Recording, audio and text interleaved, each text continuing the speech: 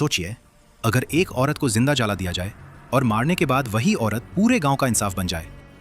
ये कहानी किसी हीरो की नहीं, ये कहानी है एक श्राप, एक बदले और एक भयानक सच की। नमस्कार दोस्तों, आप देख रहे हैं अंकित एक्सपी और आज हम एक्सप्लेन करने वाले हैं south Indian horror movie Kalika, जहां भूत सबसे खतरनाक नहीं बल्कि जिंदा इंसान होते हैं।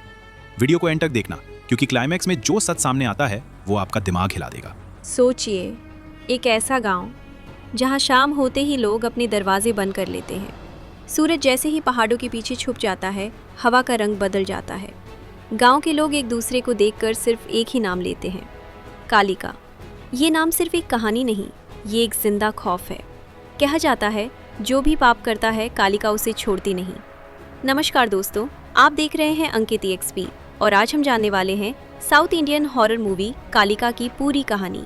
इस कहानी में भूत सबसे खतरनाक नहीं बल्कि जिंदा इंसान है। इसी गांव के पास एक पुरानी हवेली है जिसे सालों से कोई छू तक नहीं पाया।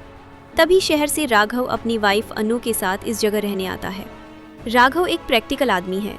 भूत, श्राप, देवी, इन सब पर उसे बिल्कुल विश्वास नहीं। गांव वाले उसे बार बार मना करते हैं, लेकिन राघव उनकी बातों को अंधविश्वास कहकर हंसा देता है और दोनों उसी पुरानी हवेली में रहने लगते हैं। शुरू के कुछ दिन सब ठीक रहता है, लेकिन फिर रात के सन्नाटे में अनु को अजीब सी आवाज़ें सुनाई देने लगती हैं। कभी घुंघरू बजने की आवाज़, कभी किसी औरत के चलने की आहट। एक रात दिया अपने आप बुझ जाता है और हवा में जलने की तेज़ बू फैल जाती है। अनु डर जाती है, लेकिन राघव इसे सिर्फ इमेजिनेशन कहकर टाल देता है। उसी रात अनु एक भयानक सपना देखती है। लाल साड़ी में एक औरत, खुले बाल और आंखों में दर्द और गुस्सा।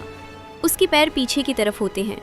वो सिर्फ एक ही बात कहती है, इस घर में रहना महंगा पड़ेगा। सुबह होते ही गांव में हंगामा मच जाता है।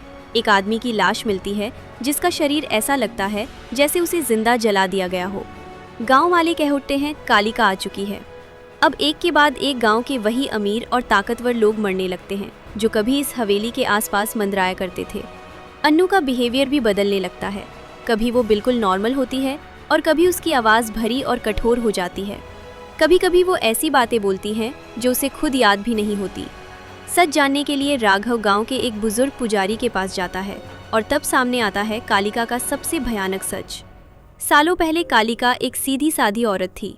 गांव के कुछ लालची लोगों ने उसे देवी का रूप देकर लोगों से पैसा लूटना शुरू कर दिया। जब कालिका ने इस धोखे के खिलाफ आवाज़ उठाई तो उन्हीं लोगों ने उसे जिंदा जला दिया।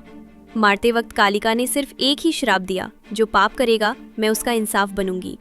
उस दिन के बाद कालिका भूत नहीं बनी, वो सजा बन गई।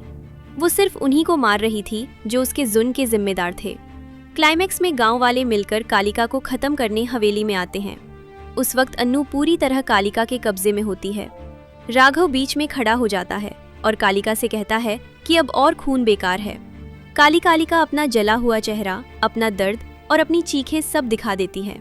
पापी लोग अपनी गलती मान लेते हैं, रोते हैं, माफ़ी मांगते हैं और अपना बदला पूरा करके कालिका की आत्मा शांत हो जाती है। सुबह होती है, अन्नू नॉर्मल हो जाती है, हवेली बिल्कुल शांत है। गांव वाले समझ जाते हैं कि असली भूत कालिका नहीं थी, असली भूत था उनका लल्लज। और यही खत्म होती है कालिका की ये भयानक कहानी। वीडियो पसंद आ रही हो तो वीडियो को लाइक और चैनल को सब्सक्राइब करना।